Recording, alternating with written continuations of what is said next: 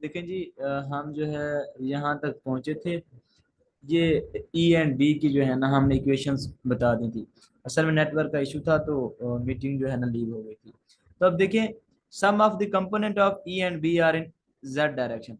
अब हमने फिलहाल बता दिए है कि डायरेक्ट जिस तरफ यानी कि डायरेक्शन ऑफ प्रोपिगेशन हो रही है उसी तरफ में हमने इलेक्ट्रिक फील्ड और मैग्नेटिक फील्ड का कंपोनेंट भी फिलहाल बता दिए हैं कि कुछ ना कुछ हैं। लेकिन ये आगे जाके वाज़ेह होगा जब कंक्लूजन हम देंगे कि वाकई में यहाँ पे होते हैं, या यानी कि इलेक्ट्रिक फील्ड कंपोनेंट होगा, magnetic field component z direction में होगा या नहीं होगा। अब देखें, अब आगे है कि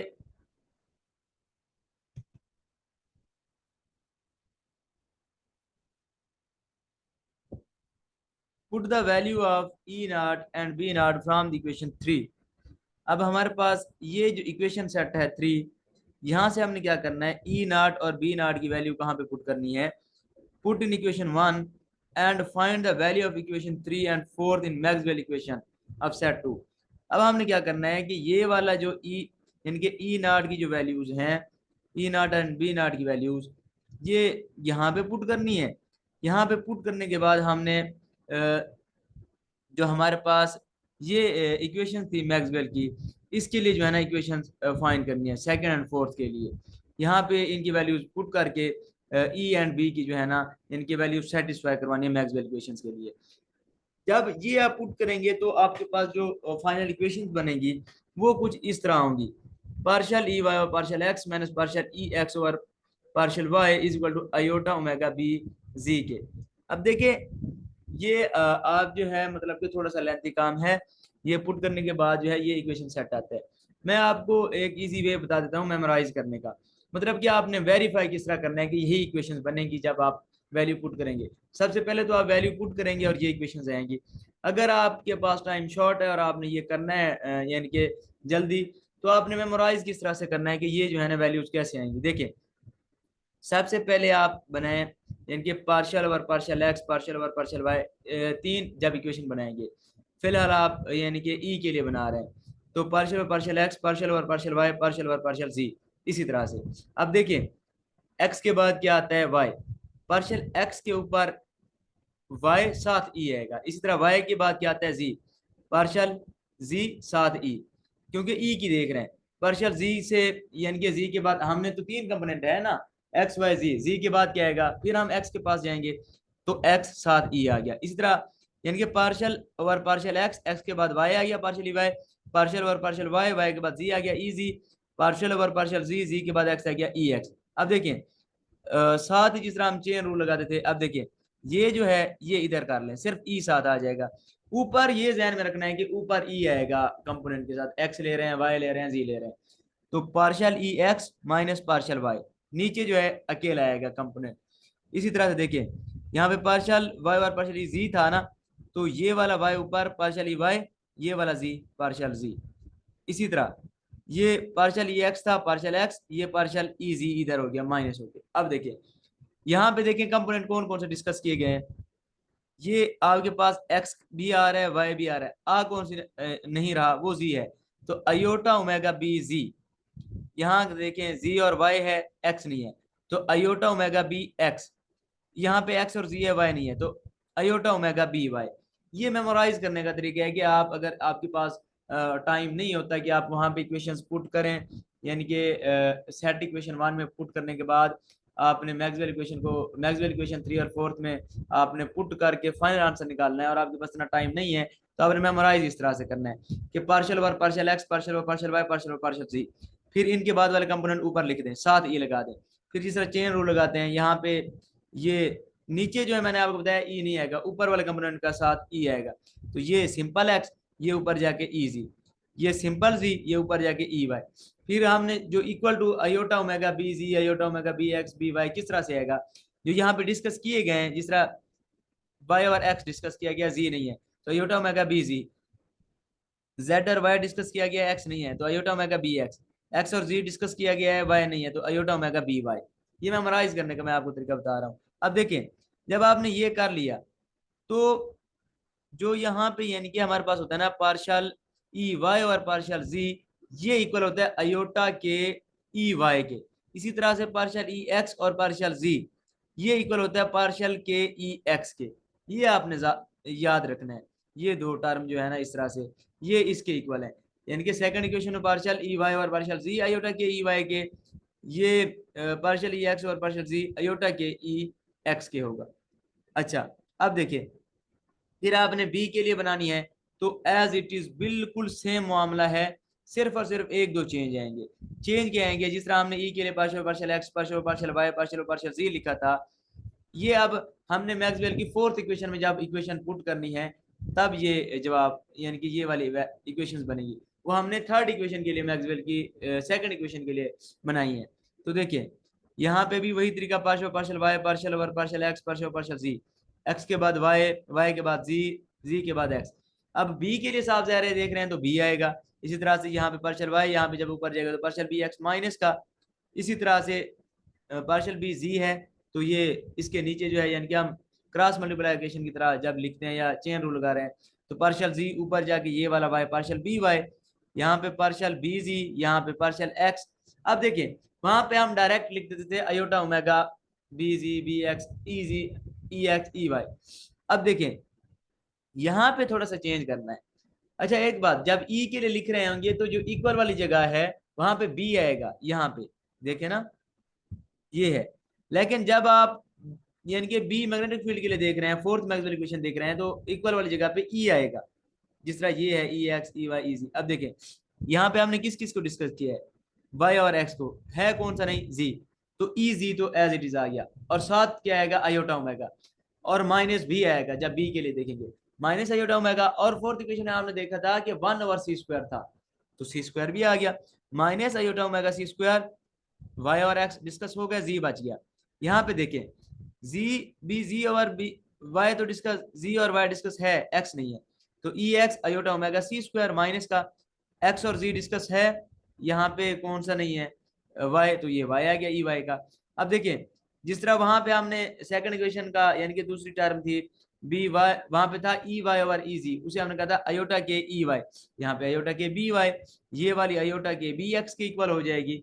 अब देखिए अब जो हमारे पास ये इक्वेशंस आई हैं अयोटा के ई y, iota k E x, iota k B y, iota k B x, हम यहाँ से E x B x E y और बी वाई की वैल्यू निकाल सकते हैं। देखिए इक्वेशन 2 में जो है हमारे पास है ना ये वाली ई वाई को अगर हम अलग कर लें और इसमें ई वाई की वैल्यू पुट कर दें तो हमारे पास ई वाई की वैल्यू निकाल आएगी। इसी तरह ई एक्स की आप एक वैल्यू निकाल लें, बाकी सारी उसी के तरतीब से बनेगी। देखिए जब आप ई एक्स की वैल्यू वहां से निकाल के यहाँ पे पुट करेंगे तो आपके पास ई एक्स की वैल्यू आएगी अयोटा ओवर ओमेगा बटा सी, यानी कि iota over omega by c square minus k square. अब देखिए ये भी मैं आपको वेरीफाई करने के बाद का तरीका, मेमोराइज करने का तरीका बता देता हूँ कि जब आपने इक्वेशन वहां पे पुट करनी है जो आपके पास आंसर आएगा आपने मेमोराइज किस तरह से करना है या वेरीफाई किस तरह से करना है कि यही आएगा। सबसे पहले ये तो याद रखना है कि अयोटा और omega c by omega by c square minus k square आएगा। उसके बाद partial over partial x, partial over partial y, ये लिखना है, एक मरतबा उसके साथ के आएगा, एक मरतबा ओमेगा आएगा, partial over partial x plus partial over partial y, ये लिख लिया, एक मरतबा के एक मरतबा ओमेगा। अब देखें एक्स के बाद अगर हम देखें क्या आएगा, यानी कि तीन कंपोनेंट है ना एक्स वाई जी। अब देखें तो जब आप देख रहे हो यानी कि पार्शियल एक्स की बात हो रही है तो यहाँ भी पार्शियल इजी आएगा ऊपर, वाई के साथ भी पार्शियल यानी कि एक मरतबा इजी एक मरतबा बीजी। इसी तरह से अब जब यानी कि ई वाई के लिए देख रहे हैं, आपने ई एक्स के लिए देख लिया, ई एक्स के लिए क्या था पार्शियल और पार्शियल एक्स लिख के प्लस पार्शियल और पार्शियल वाई लिखना है, पार्शियल और पार्शियल एक्स के साथ ओमेगा, पार्शियल और पार्शियल वाई के साथ के, पार्शियल और पार्शियल एक्स के साथ के आएगा, पार्शियल और पार्शियल वाई के साथ ओमेगा आएगा, एक्स के ऊपर पार्शियल ई जी, वाई के ऊपर पार्शियल बी जी आ गया। अब देखें जब वाई को देख रहे हैं तो पहली वही चीज अयोटा और omega square by c square minus k square, पहले के आ गया बाद में ओमेगा, लेकिन यहाँ पे दरमियान में माइनस आएगा। अब जब y को आप देख रहे हैं तो पहले पार्शियल और पार्शियल y, बाद में पार्शियल और पार्शियल x आएगा, साथ में माइनस आएगा, ऊपर इजी और बीजी आ गया, सिंपल। अब ये है तरीकाकार वेरीफाई करने का। इसी तरह से अगर बीजी और बी वाई और बीजी की बात कर रहे हैं आप, बी एक्स और बी वाई की, तो देखें एज इट इज जिस तरह हमने ई एक्स की वैल्यू लिखी है, ये देखें आयोटा और omega square c square minus k square partial और पार्शियल एक्स पार्शियल और पार्शियल वाई, वहां पे था प्लस, लेकिन जब बी एक्स को देख रहे होंगे यहाँ पे माइनस आएगा और साथ सी स्क्वायर भी आएगा। मैक्सवेल की फोर्थ इक्वेशन आपने देखी थी ना, वहां पे ओमेगा और सी स्क्वायर, वन और सी स्क्वायर था तो ओमेगा और सी स्क्वायर, बाकी ऊपर सेम होगा। वहां पे जब ई की बात हो रही थी तो ई जी पहले आता था, बी जी बाद में आता था, यहाँ पे बी जी पहले आएगा, ई जी बाद में आएगा। अब बी वाई की बात कर रहे हैं तो ये वाई पहले आ जाएगा, पार्शियल और पार्शियल वाई पार्शियल और पार्शियल एक्स, ऊपर बी जी और ई जी साथ प्लस आएगा। वेरीफाई करने का तरीकाकार ये है कि एक इक्वेशन बना लें, ई एक्स की वैल्यू वहां से, यानी कि सिर्फ एक ही वैल्यू जब आप पुट कर लें, एक आपके पास आंसर निकल आए, तो आप ई एक्स से ई वाई की भी निकाल सकते हैं, बी एक्स और बी वाई की भी वैल्यू निकाल सकते हैं, थोड़ी सी चेंजेस करके। ई एक्स की मैंने आपको तरीकाकार बताया है कि iota over omega square c square omega by c square minus k square लिखने के बाद पहले के बाद में ओमेगा, पहले टर्म के साथ के, दूसरी टर्म के साथ ओमेगा। लेकिन ये आप ई की बात कर रहे हैं तो के के साथ partial partial x plus partial और पार्शियल वाई। अब देखें पार्शियल और पार्शियल एक्स के ऊपर इजी, पार्शियल और पार्शियल वाई के साथ बीजी। अब जब वाई की बात होगी तो पार्शियल और पार्शियल वाई पहले आएगा, पार्शियल और पार्शियल एक्स बाद में आएगा, दरमियान में माइनस आएगा, बाकी वही चीजें। देखें इजी बीजी, बी एक्स और बी वाई की बात कर रहे हैं तो बी एक्स में माइनस पहले आएगा, बी वाई में प्लस आएगा और बाकी चीजें सेम होगी, सिर्फ बी बी जी पहले आएगा और ई जी बाद में आएगा, और ये ओमेगा के साथ सी स्क्वायर आ जाएगा। ये वेरीफाई करने का तरीका है कि अगर यानी कि लेंथी हो रहा है, टाइम आपके पास शॉर्ट है, तो आपने ये प्रूव इस तरह से, ये वेरीफाई अपनी इक्वेशन इस तरह से करनी है। अब देखें, अब हमने डिटरमाइन करना है लॉन्गिट्यूडनल कंपोनेंट, हमारे पास थे ई जी और बी जी, जिसमें डायरेक्शन ऑफ प्रोपेगेशन थी। तो put the equation 5 set into the remaining Maxwell equation. अगर हमने बाकी जो इक्वेशंस हैं, यानी कि मैक्सवेल की रिमेनिंग जो इक्वेशंस बच रही हैं, फर्स्ट टू पहली और दूसरी, उसमें भी ये वाली इक्वेशंस पुट करें तो हमारे पास जो रिलेशन ई जी और बी जी के लिए मिलना है, हमने ई एक्स ई वाई का भी देख लिया, बी एक्स बी वाई का भी देख लिया, बचता कौन सा है हमारे पास, ई जी और बी जी का, और वो दोनों इक्वल टू 0 हैं। तो ई जी और बी जी का रिलेशन आएगा पार्शियल स्क्वायर और partial x square partial square और partial y square plus omega और c square minus k square. ये ई जी का है। बी जी का सिर्फ चेंज क्या आएगा, यहाँ पे बी जी आ जाएगा। देखें partial square partial x square plus partial square partial y square plus omega square by c square minus k square, B z is equal to 0 के। अब इफ, अब जो है ना हमारी बात क्लियर होगी, जो हमने पहले एक बात कही थी कि डायरेक्शन ऑफ प्रोपिगेशन की डायरेक्शन में भी हमने कहा था कि ई और बी के थोड़े थोड़े स्मॉल स्मॉल कंपोनेंट पाए जाते हैं। तो अब जो है ना हम अपनी जब हम कंक्लूजन देंगे तो हर चीज जो है ना क्लियर हो जाएगी। देखिए if E is equal to 0 we call these TE waves या ट्रांसवर्स इलेक्ट्रिक वेव्स, यानी कि जब इलेक्ट्रिक फील्ड का कंपोनेंट जेड डायरेक्शन में 0 होगा तो क्या होगा, इस तरह की वेव्स को हम ट्रांसवर्स इलेक्ट्रिक वेव्स कहेंगे। अगर मैग्नेटिक फील्ड का कंपोनेंट डायरेक्शन ऑफ प्रोपगेशन में 0 है, यानी कि बीजी 0 है, then these are called transverse magnetic waves. If both E z and B z, यानी कि इलेक्ट्रिक फील्ड का भी डायरेक्शन ऑफ प्रोपगेशन में कंपोनेंट 0 है और मैग्नेटिक फील्ड का भी कंपोनेंट डायरेक्शन ऑफ प्रोपगेशन में 0 है, तो क्या होगा, फिर हम इनको कहते हैं टीईएम वेव्स, यानी कि transverse electric magnetic waves. It turned out that TEM waves cannot occur in hollow waveguide। अब हम कहते हैं कि जो TEM waves हैं वो hollow waveguide, जिस तरह हमें ज्योमेट्री दी हुई है जिस तरह की, उसमें नहीं ओकर होती, नहीं पाई जाती। अब हमने ये प्रूव भी करनी है चीज। अब देखें किस तरह से। इजी 0 होने का मतलब ये है कि पार्शियल ई यानी कि पार्शियल और पार्शियल एक्स प्लस पार्शियल और पार्शियल वाई, ऊपर पार्शियल ई एक्स ऊपर partial E y is equal to 0 होंगे। ये हमने इसकी इक्वेशन बनी हुई है, ई जी की भी बनी हुई है, बी जी की भी बनी हुई है। और बी जी 0 होने का मतलब ये है कि उसकी भी इक्वेशन जो है partial over partial x E y plus partial over partial y E x is equal to 0। ये देखें ना,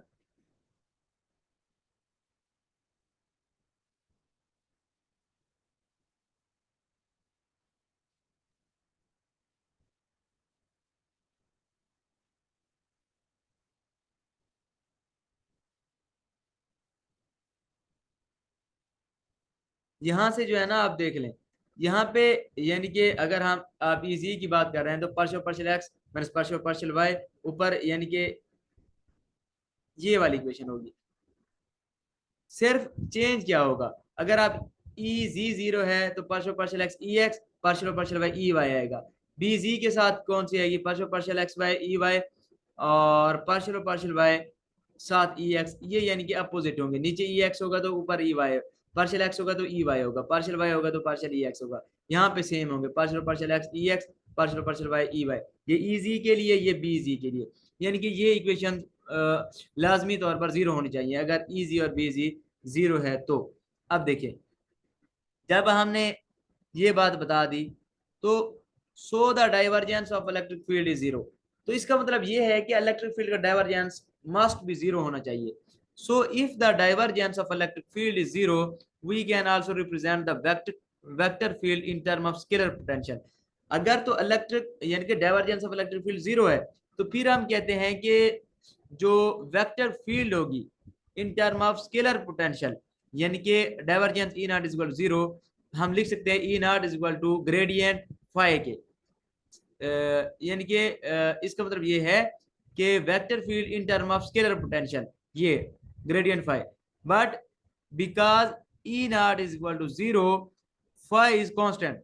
जब हमने यानी कि ई नॉट हमारे पास जीरो होगा तो फाई हमारे पास यहाँ पे क्या होगा, कांस्टेंट होगा। If phi is constant d phi, और अगर हमारे पास ये कांस्टेंट है, जब हम डेरिवेटिव लेंगे तो फिर ये साफ जरा डी फाई और d x equal to zero होगा, इट कांस्टेंट। अच्छा, it is the gradient phi constant and E is equal to zero. जब हमने ये हमारे पास जीरो हो जाएगा तो ई हमारे पास क्या हो जाएगा, zero, because potential is same all over surface. अब ये बात समझने वाली है कि जो पोटेंशियल है पूरे के पूरे सरफेस पे जो है ना सेम है, एक जैसा है, तो उसे हम कहते हैं इक्वी पोटेंशियल सरफेस। और इक्वी पोटेंशियल सरफेस में हमने ईडी वन में पढ़ा था कि जो जहाँ पे इक्वी पोटेंशियल सरफेस होता है वहां पे इलेक्ट्रिक फील्ड इनसाइड में जीरो होती है। जब इलेक्ट्रिक फील्ड इनसाइड में जीरो हो गई इसका मतलब ये है एंड नो वेव, तो उसमें कोई भी वेव एट ऑल, यानी कि उस सरफेस में कोई भी वेव प्रोपिगेट नहीं हो रही होगी, तो यानी कि no TEM wave propagate inside the medium. ये हमने अपनी बात क्लियर कर दी कि किस तरह से प्रोपिगेट नहीं करती। पहले हमने बताया कि ई जी जीरो है तो उसका इक्वेशन सेट भी जीरो होगा, बी जी जीरो है तो उसका इक्वेशन सेट भी जीरो होगा। फिर हमने कहा कि उनके जीरो होने का मतलब यह है कि इलेक्ट्रिक फील्ड की डाइवर्जेंस जीरो है। जब इलेक्ट्रिक फील्ड की डाइवर्जेंस जीरो है तो हमने कहा कि उसको हम scalar in term of scalar potential भी लिख सकते हैं। इन टर्म ऑफ स्केलर पोटेंशियल लिखने के बाद हमने कहा कि फाई को अगर हम यानी कि पोटेंशियल को with respect to d x differentiate करते हैं तो वो जीरो हो जाता है, तो इलेक्ट्रिक फील्ड भी जीरो हो जाती है। फिर हमने कहा कि जो हमारे पास सरफेस है वो इक्वी पोटेंशियल है, वहां पे हर जगह पे जो पोटेंशियल है सेम है। जब पोटेंशियल सेम होता है तो इन साइड पे इलेक्ट्रिक फील्ड भी जीरो होती है। जब इलेक्ट्रिक फील्ड जीरो है तो इसका मतलब ये है कि कोई भी वेव इन साइड में प्रोपिगेट नहीं कर रही, तो इसका मतलब ये है कि टीईएम वेव यानी कि ट्रांसवर्स इलेक्ट्रोमैग्नेटिक वेव्स वाकई में ऑकर नहीं होती इन हॉलो वेव गाइड में। ये हमारा प्रूफ था।